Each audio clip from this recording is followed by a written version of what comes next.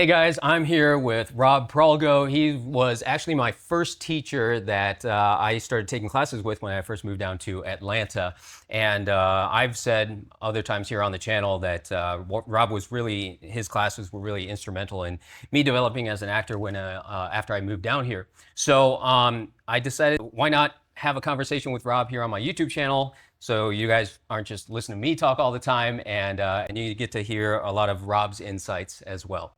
So thanks for being here, Rob. Thanks for having me. It's sitting here with Kurt right now, hearing him say that, as successful as he's become and as busy as he is as an actor, I am more than flattered. That should be just enough of a pitch for the class. That's right. Kurt studied with me.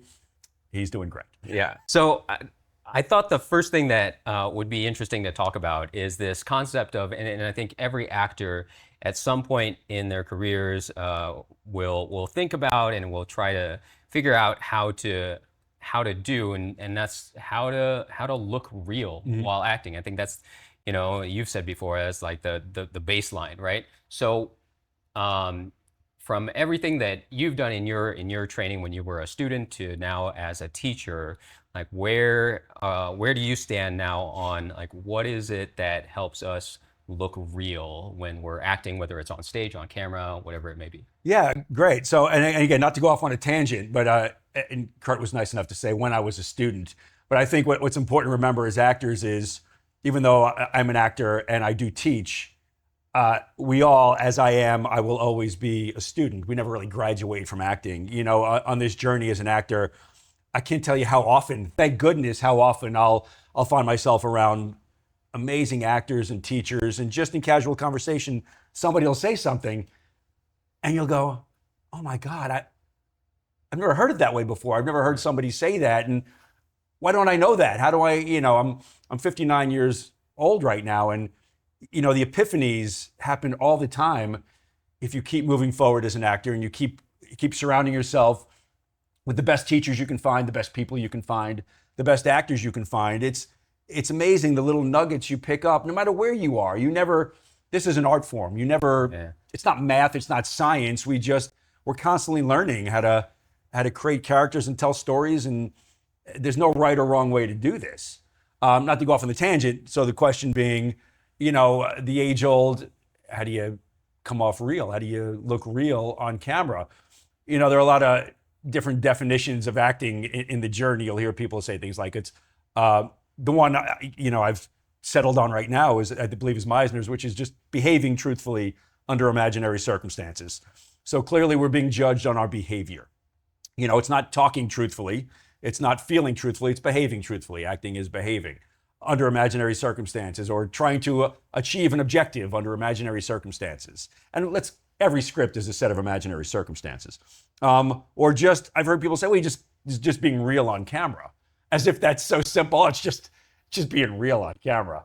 As an actor, we sit here and go, oh, if only it was just so simple as the people who aren't actors who think, well, you just got to be real. It's so simple. Look, that's great. Being real on camera, yes, is something we all hope to attain. Hopefully that's the low bar, though. It's not just being real. And being real is made up of a lot of different things, which we'll get to in a minute. But look, in a nutshell, the only way we can guarantee that we will be real on camera or on stage, just acting in general, is if we do something real. Not act like we're doing something real, but if we're really doing something under these imaginary circumstances. Don't act like we're in love. Treat somebody as if you love them. Don't act like you're angry. Do things to someone you would really do to them if they were angry. Don't act like you're threatening. Threaten. Don't act like you're flirting. Flirt. Don't act like you're begging. Beg for your life. Beg with importance. Doing something real will be real. It will be judged as real. That being said, just being real doesn't guarantee that the powers that be will like what you're doing. Real doesn't mean they're going to like it. Yeah. Real doesn't mean you're going to get a call back. Real doesn't mean you're going to get a job. Real means that under these circumstances, your analysis deemed that this is the behavior that a sentient being you would behave like. This is how you would deal with your obstacles. This is how you would deal with people. I would really flirt with you here to get you to love me. So real isn't enough. Real is certainly a step. Real is a level. How do you behave real on camera? How do you come off as real? How do you look real? Do something real. Yeah. Don't act like you're doing something real. Like, easier said than done, don't get me wrong. If it was so easy, again, everybody'd be doing it. And if it was easy, everybody would be in the running to book every job. And that's just not the case. But if you want to be real, do something real. I think, you mentioned Meisner earlier, and I just remember I've obviously never taken a class directly from Meisner, but my first teacher, Jessica Hood Morris from the Hood School of Acting, she teaches the Meisner technique, and one of our first homework assignments was read the Sanford Meisner book. Yeah. And in the book, he describes this exercise that talks exactly to what you were just talking about is, I think it was the first day of class for his students. Yeah. And he describes this exercise where he would tell his students, they're sitting in whatever studio in New York City, right? And he says, just close your eyes and listen and see if you can count the number of cars that are passing by in the street below. And he has every student do that, and they have their eyes closed for like 20 seconds or whatever. And he has them open their eyes, and he says, all right, now tell me, were you really listening or were you pretending to listen? Yeah. Everybody's like, I was really listening. Oh, were you listening as yourself or were you listening as a character? And they're like, well, I was listening as myself. And he's like, all right, there's the foundation, right? Everything you do in acting, you're going to do it for real as if you were doing it in real life. So it just, goes to exactly what you were saying. To be judged as real, what makes up real? So if there's a quote from Adler, Stellar Adler, which is, the difference between acting and real life is that when we're acting, we're consciously choosing to do the things that we subconsciously do during the day. So what are the things that we subconsciously do from morning to night that, because we're human beings and we've lived a life, what are the things that we do? What are those things that as an actor we have to choose to do so we can look and behave like this character? Well, in a nutshell, we wake up, we have a list of things to do. Those things are called different things by different teachers. There's the objective, the want, the need, the goal, the task, the intention, the purpose, your agenda, your target. I truthfully, not that I don't give a shit what you call it, I don't give a shit. A rose by any other name just is sweet. I happen to call it the need because urgency is very important as an actor. We're very self-important creatures, so things are important to us. So the word need, if I phrase my objective with, I need you to blank, I tend to fight harder just subconsciously than I want to blank. I want a slice of pizza. I don't need a slice of pizza. If I needed a slice of pizza, I'm going to behave differently, if that makes sense. So I don't care how you phrase it, whatever works best for you. So we have objectives. What happens in our life? Obstacles get in our way. There is no story if there is no want and there's no obstacle. An obstacle without a need is not an obstacle. It's just a mountain that looks pretty. An obstacle without a want is not an obstacle. I have to want something, and something has to get in the way for there to be story and there to be conflict. Every scene is two or more people going toe to toe. You want something from them, they want something from you. You're my obstacle, I'm your obstacle. I'm trying to convince you of something. I'm trying to get you to do something, say something, feel something, and or believe something, but you're trying to do the same to me. We're talking about the same subject, we have differing opinions, so there's conflict. So we want something, we get up, obstacles get in the way. Obstacles are people, places, or things, they're nouns. Obstacles, man versus God, man versus nature, man versus animal, man versus machine, man versus self. Right. We're our own worst, man versus time, the clock is always ticking. Again, creating urgency. That's why I think time is such an important obstacle. No matter what scene you're in, put a clock on it. Tick, tick, tick, tick, tick. It'll do nothing but at least create urgency and importance. So what happens? We have a want. Obstacles get in the way. We have relationships to those obstacles. So we can choose relationship scenarios. It's peers, it's teacher, student, it's director, actor, it's fan, celebrity, it's husband and wife, it's father, son. We can choose we have relationships. It's owner and it's pet. Yeah. And we have relationships. So based on those relationships, we behave a certain way. That's the behavior is what's being judged as real or not real under these circumstances. So we have an objective, a want, a need. We have obstacles that get in the way. We have relationships to those obstacles. And again, we can choose. Even let's say we're doing a scene and we're coworkers in the scene. But let's say I have a fondness for you where I treat you more like a younger brother. So maybe even though in the scene or in the script we're coworkers, maybe to get to the behavior I want to get to, the real behavior that works for me, Maybe I don't treat you like a coworker. I just consciously treat you as if you're a younger brother because I treat you in a way that I feel is more real to the scene.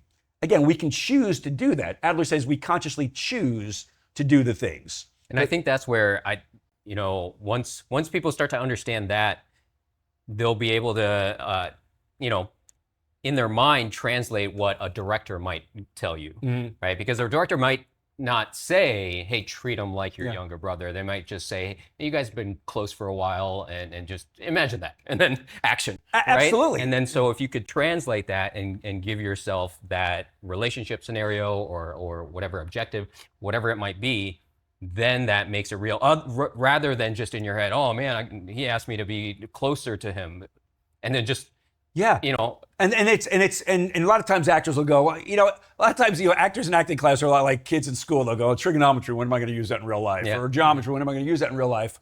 Well, I will tell you, the experiences happen often that you're on set or you're in an audition or somebody uses a relationship scenario. So I was fortunate enough to work on the Tom Cruise movie American Made a long time ago. And in the callback, Doug Liman, the director, was in the room, and so was the director and the writer. So in the scene, I'm reading for like a CIA guy, and it's me and another CIA guy having a conversation. So we do a take, and he looks at me, he goes, no. He goes, you're best friends here. He goes, you got each other's back. He goes, you guys are compadres. I go, okay, cool. I didn't see that, but let me try that. And I do it, and he goes, no, you hate this guy. He's stabbing you in the back. He's been sneaking around. And immediately I went, he's changing the relationship scenarios because that's one of the tools I like to work with. I'm not kidding. He put me 8 to 10 of those. He just kept changing and watching me change and watching me do it, just testing to see if how he directs jibes with me, if I can be someone who, in a moment's notice, can take direction from him and change. And I walked out going, thank God for relationship scenarios, because that's how he directed me. And knock wood, I got cast. And it's just, it was a comfort zone there, knowing there was a similarity. Now, some directors don't direct that way. They direct with action. They direct with feelings. And you're going to get all kinds of very ethereal things too. Your job as the actor is to be able to take however the director describes it, as clear as they may be, or as vaguely as they may be, or nothing. You have to be able to take the information they're giving you, put it through your process, and come out with behavable, real behavior, truthful, real behavior. Come out with real. Come out with real based on that. But that's the tools. It's not just, he said this, what do I do? Okay, well, based upon what they said, how would you behave to earn that? A lot of times people direct in adjectives. Character breakdowns are adjectives. It's Steve, 20 to 40. He's nice. He's mean. He's brave. He's cowardly. He's shy. He's outgoing. Those are just adjectives. But those adjectives describe one thing and one thing only, which is the behavior they think they want. And a lot of times I think the problem with actors, what we do is we try to act the adjective. We try to act mean. We try to act nice. But that's acting. And acting's bad. We don't want to get caught acting. We want behavior. So one of the things we like to do is, instead of trying to act the adjective, earn it. If somebody says, I need you meaner, okay, don't act mean, but ask yourself, okay, what can I do to the other actors in the scene? What can I do to my obstacles that if I really do it to them, the people watching me will go, that was mean. So don't act the adjective, earn it with your behavior, earn it with your actions, earn it with your level of urgency, earn it with how you define the circumstance. Again, easier said than done. Like this just rolls off. It's not. There's a lot of hard work that comes into it. And I don't take it for granted. If I'm on set, generally I have pants. And I have pants, I have pockets. And I have pockets or sides, I have lists of actions and objectives and relationship scenarios, so that under the pressure of the audition or the scene, I can kind of glance down and go, oh, he said, oh, maybe this is what helped. I don't take anything for granted. I'm not the sharpest bulb in the drawer, as they say. So I rely on the craft as a crutch. And sometimes it benefits me greatly. And I can get a booking or a callback. Or I hope in a worst case scenario, you book the room, you do enough good work where they go, that's pretty good. He's not right for the part, but good. Bring him back over and over again. That's why, again, you got to do the work every time. You got to be an A student every time to do the work. So yeah, odds are we're not booking the job. Odds are we're just not. It's a numbers game. But the odds are more in your favor that you can book the room. You're not going to be right for every part, but you can be freaking great in every audition. You can. And if you do that, and if you put the work in and you do the job in every audition, then more likely than not, they'll be impressed with your work. They'll go, you know what? He put the work in, she put the work in.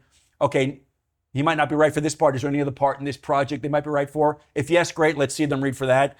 If not, bring them back in next time, so they can show us their wares again. They can, they can show us again if this was luck or if this was, or are they an actor who uses the craft and can be consistent with the craft. All right, guys, so that was a lot of information, and I want to make sure that you guys have the opportunity to learn more from Rob. We actually recorded a full online course that was a recording of one of Rob's classes with 6 of his students going through all this information. You'll get to see Rob teach more. You'll get to see the students actually interacting and applying these tools that Rob is talking about. So go to actingcareercenter.com and check out the course, and we'll see you next time. Thanks, everybody. Appreciate it.